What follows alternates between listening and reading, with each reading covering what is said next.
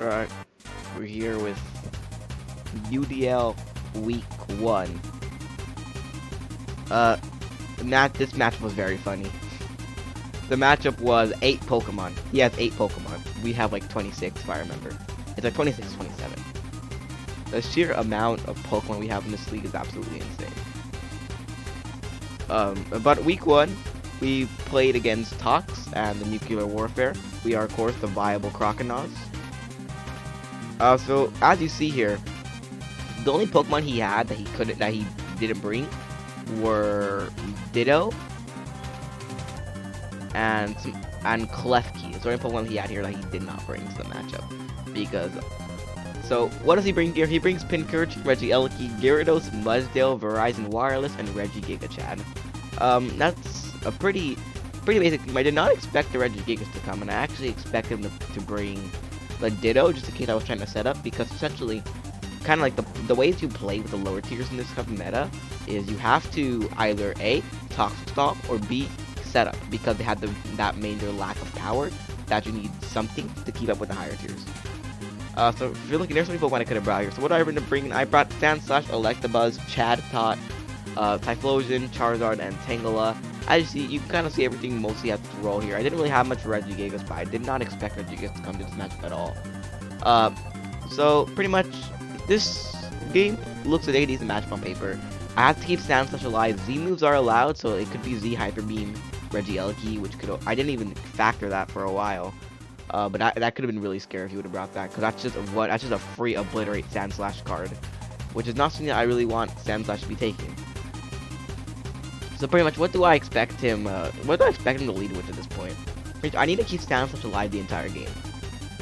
Once Elky goes down, I can sack off Sandslash or whatever, but Sandslash has to stay alive until Elky is dead, because it's my only reliable switch into Elky, because even Tangela just gets absolutely obliterated by Thunder Cage. So we definitely want to make sure that we're keeping Sandslash alive and at good health, and that we're not really playing risky plays with it. My Sandslash had Aerial Ace for Virizion, and it could take a Virizion hit and Aerial Ace it back, but unfortunately I just couldn't take all that chip and then just fall to Ancient Power from the Regieleki, because I just couldn't let Elky kill me. If Elky killed me, then the game was over, because I had nothing for it. My Electabuzz set was beautiful. I'll link my page in the description as like always. But my Electabuzz set was beautiful. It was Ice Punch, I believe. Ice Punch, Toxic, Volt Switch, and Rising Voltage. Ice Punch could, like, maybe 8-hit KO Mudsdale with all of its defense boosts, because I put barely enough attack investment to actually get some decent chip off on that thing. I hate that that's what I ended up doing, but that's what I did. It was just basic Eviolite. CHADtot was Specs, just basic Spec set. Typhlosion was Electrium Z Thunder Punch with just enough he was special, but he had just enough investment to Z Thunder Punch Gyarados. Charizard was Work Up, and then Tangela was a basic stall Tangela that was like knock off and leap seed and that kind of stuff. So what do I want to lead here? Looking at this matchup, make sure everything's working. Yeah, okay. So looking at this matchup, I could really see the Elky lead, because I could really see an Elky lead just to get some form of initiative early on. And even if he leads Elky, he can set up screens. Even if he just loses the Elky character, he can set up his screens and then go into something like Gyarados and start Dragon Dancing, and could easily sweep through my team proper if he's prepared properly for that. And he could easily set up a Reflect and then take Elky out, because later game, once my Tangela is chipped a bit and it's able to come in without like fully restoring stuff from the generator, that Gyarados can still win. So I'm thinking of a Tangela lead here, because if he decides to lead Mudsdale to get rocks up, Tangela's there. If he decides to leave Gyarados, Tangela's there. And Tangela just gets to get rid of items, and it gets to get Leech Seed chip on things. So I was just that's kind of the major thing I was looking at. But then I realized something. Regigigas. I don't expect a Virizion lead. If he leads Virizion, then whatever. But if he leads Regigigas, I'm giving him free turns to stall out Slow Start, which is not something I really want to do here. So I just go with my original lead of leading with Sandslash, because I really do not see a Gyarados lead or a Virizion lead here. So I would go ahead and I go with the Sandslash lead. I go ahead and I lead with my Sandslash. He leads with the Regigigas here. I'm not used to playing it on slow. So he does lead with the Regigigas, so that was very good to see that happening. We predicted that perfectly. Because if I just led the Tangela, I was in a much worse position here. But the only thing is that Sandslash still can't do a lot to Regigigas, even though Regigigas isn't like insanely bulky. It just can't do a lot to it. So the first turn, I just click EQ as he will protect. I don't think I can put this on slow. I think I gotta put on normal. Okay, I EQ into his protect, so I just EQ again as he sets up a substitute. I expect him to just click protect here. So expecting that, I am going to go ahead and just click my stealth rocks here, as he is going to go ahead and drain punch me for some damage and some recovery. But pretty much I was just trying to get my rocks up here. I EQ to break his sub and still drain punch me again. Slow start is going to be ending. I believe this turn it ends. No, it says slow start. It says protect. I can't really do anything because I already got my rocks up, so that's just not. I don't have those turns to waste. I also realized I didn't even ED my sand slash correctly. If body slams being gets a para as, and we do get a crit here. So as that was rather unfortunate, I would say. Again, the para there kind of sucked because my sand slash like didn't really do anything in this game because it was para'd. We did end up getting a crit though, which is pretty good. It actually helped us a lot. Him starting a slow start was not something we wanted to do, and my sand slash is now horribly chipped. I go straight to Nitori, my Electabuzz, and pray for the static para, and we do in fact get the static para. But we are also faster than the Regigigas, I think. I have a little brain fart moment and end up clicking Toxic instead of clicking an actual attacking move. And I just go into Kyoko and then just click Boom Burst. He goes into the Pink Urchin here, which sets up a terrain, and I just Boom Burst it right down. Specs CHADtot is such a Chad. He goes into Elky here, which of course is expected, and I will just go into my Tangela to try to take a few hits. Rising Voltage does way more than I wanted it to, and I go straight into Sand Slash, not trying to mess with anything.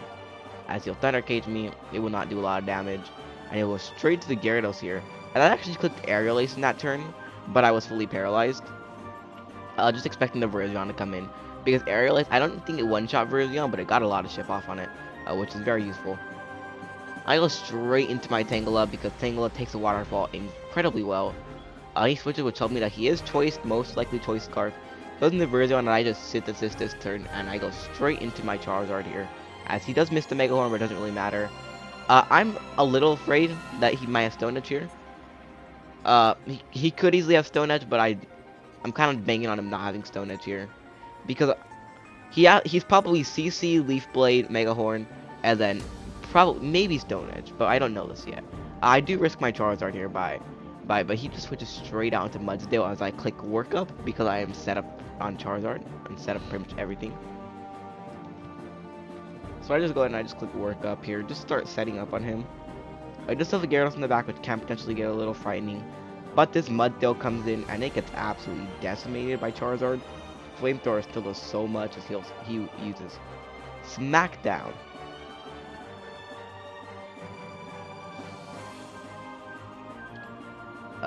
That's a move.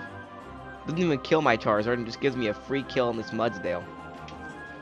I'm assuming he just goes straight into Regieleki here, and he just is able to claim a free kill. He Ancient Power trying to get the boost. Thankfully doesn't. I go straight into Sand Slash. He'll go into Virizion as I think I just clicked Rapid Spin. I should have clicked Aerial Ace there. If I did, I could have killed this Virizion here. That would have been pretty funny. But either way, I just go straight into CHADtot. I see Mega Horns expecting me to go into Tangela. Hit Mega Horns again, hits it again, and I live on literally 1 HP. And Boom Burst killed because CHADtot is a Chad. He asked me how much HP, and I told him 112 because that was my investment.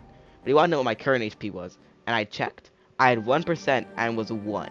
Literally 1 HP. Well, he goes into Elky here, and I go straight into Sand Slash. I decide that I'll save CHADtot for a potential little sack I need if I need to sack it to a Z Hyper Beam. But he's showing not to have it, so I go straight into my Tangela, predicting the Gyarados. Does go into Gyarados. Ice Fang does about nothing, and we get a free Leech Seed off into Gyarados. And then he goes straight into Regieleki right here, as I go into my CHADtot, which now becomes a sack, but I go straight into my Sand Slash because Goaded Mon. Trying to save off this Eleki. I get fully paralyzed on this turn, which is pretty sad. I was trying to set Rocks back up, because if I set Rocks back up, this switching game he was trying to play would quickly get shut down, which is what my main thing I was trying to do. But I go into CHADtot to sack it off here. He does get Moxie, but I have pretty much figured that he is most likely choice at this point. I go straight into Flandre, my Typhlosion, who takes an Ice Fang very well, does not get flinched, and we Z Thunder Punch it, which is very fun to watch. Just the Gyarados get decimated. We're going to Elky here. He'll start off with Z Power, and we'll use a Z, probably just a Z Electric move. And I go straight to my Tangela instead of playing safe and going to Sand Slash, I go into Tangle to troll a bit. I just Leech Seed, get some damage off, and then I just Giga Drain this turn and kill the Regieleki. And we win our first game in UDL. So UDL, that was a very fun game, I will say. Prepping for UDL games is a lot of fun because it's like 26 Pokemon that you're prepping with. It's very fun to do. My opponent next week is Bug. Next week we'll face Bug and the Compton Cripplups. That's what we'll be facing. And Bug drafted Uber, so Bug only has 3 Pokemon. So, but they're insanely cracked. Lando, I, Magearna, and Eternatus. So these matchups are just gonna get weirder and weirder until we eventually face an NU coach, which I think we only face one NU coach this season. But just prepping for these games is fun. I could only imagine how it'd be having to prep for an NU coach. And now I do prep for an NU coach because I play Kurtwack and he's an NU.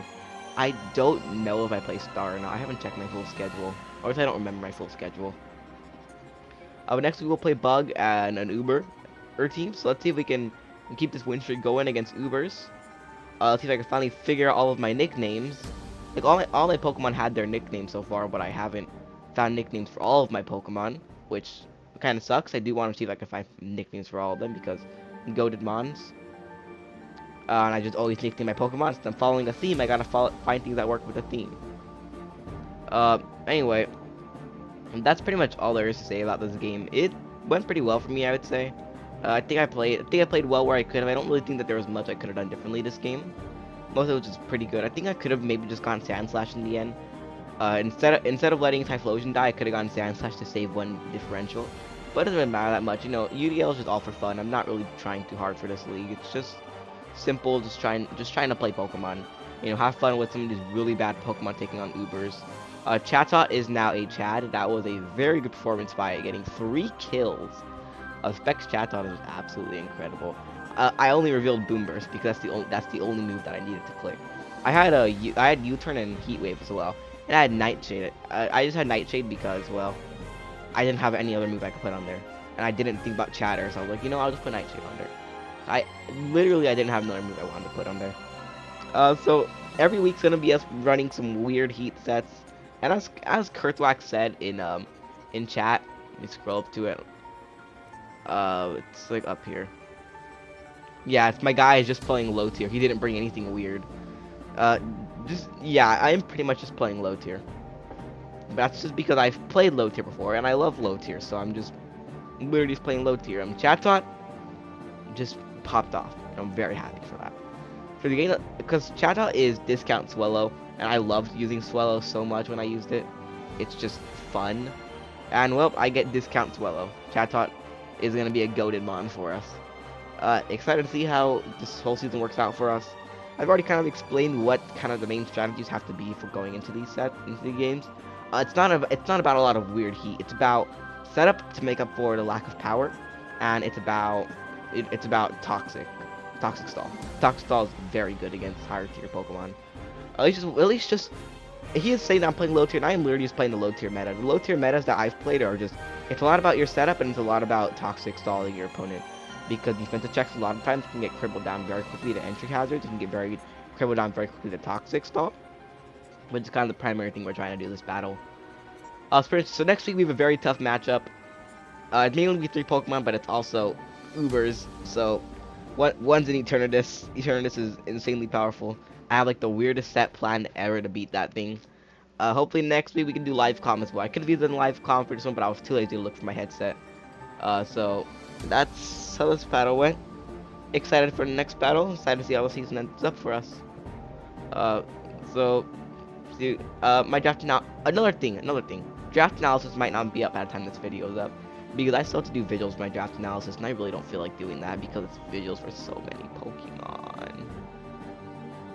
It's just me rambling. Every Pokemon has like 30 seconds of me rambling about it, and the video is still almost 30 minutes.